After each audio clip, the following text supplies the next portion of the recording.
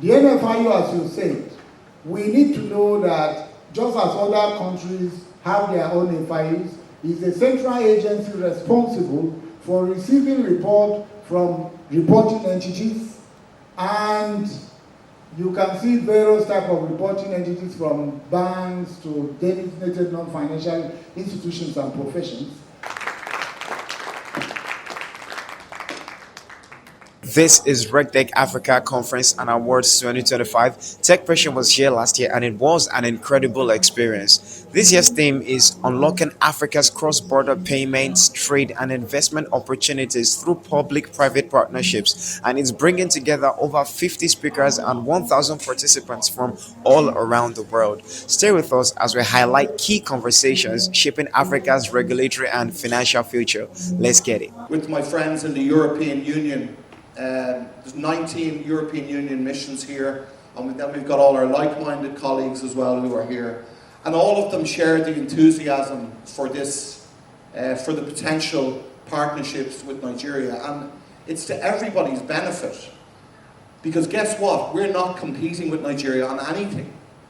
So there is no policy experience that has taken place in Ireland or in the European Union or in our like-minded countries that we're not ready to share. Companies showcase their products and share their unique experiences at the RegTech Africa Conference and Awards. Zabira Technologies is a premium digital asset exchange and payment solutions company.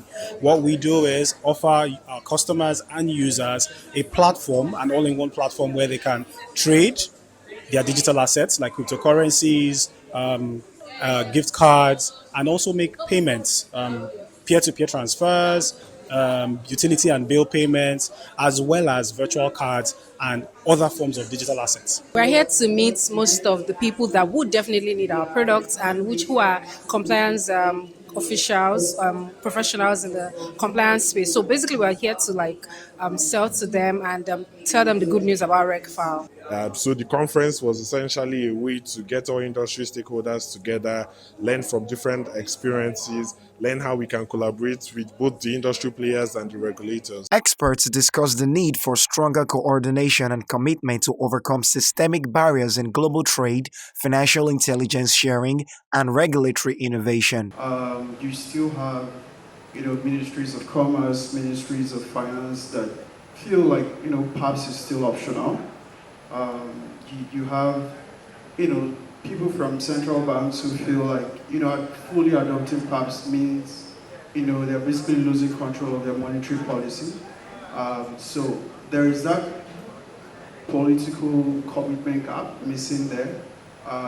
So in cases like that, personally, I think we need to make more moves there. If you're going to go for AfCFTA, trade conversations, perhaps onboarding deadline should be something that we should push for there, so that if you want to make these conversations, you need to at least. What we are saying is that it is a global thing, because financial intelligence units are created for competent authorities. By competent authorities, we mean all the law enforcement agencies to utilize the FIU to be able to send request information from their counterpart FIUs to address some of the challenges that they are investigating or whatever they are working on.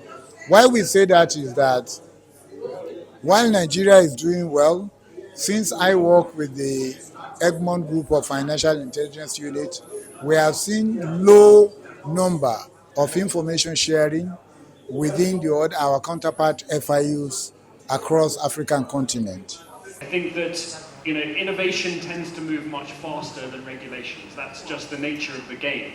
The regulators cannot imagine what is coming next, what's around the corner, and that means that they are constantly chasing the innovators in terms of trying to create regulation.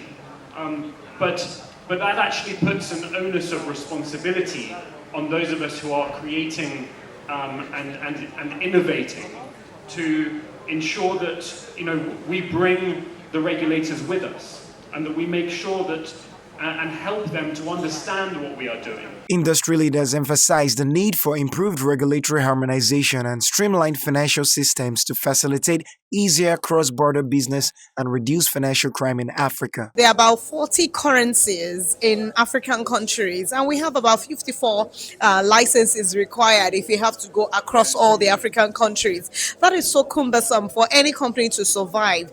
And I believe that the same harmonization being done in Nigeria, where all the regulators are under the same umbrella, that's what the president of Nigeria is trying to incorporate now. We can do that for African countries, where I go to an African country, I go to Senegal, I go to Ghana, I go to any country outside of Nigeria, and I have it so seamlessly done that with one license or even with my national ID, I can get any approval that I request or that I need from government. So that way, I'm not saying something is being done now, we are just calling out, it's a clarion call to government to look into that. What's important is that there is an understanding now of the fact that not just in country, so let's call it intra-Nigerian regulation, where you have 6 different regulators, all with different standards. That is a massive problem when it comes to financial crime. So Nigeria is pretty much about 40% ahead in financial crime compared to the rest of Africa. So Nigeria's got the biggest problem. But I think Nigeria is now also leading the way in terms of how to combat the problem. So compliance around financial crime, and essentially not how to chase after the bad actors after the crime has been committed, but essentially the prevention of the crime. Today, it's a lot easier for you, as an American, to be able to transact with to do business with a Nigerian, right? Because America has a currency that is universally acceptable and all of that. Right? If you're dealing with someone in Democratic Republic of Congo as a Nigerian, it's a lot difficult, converting your own currency naira to their own currency.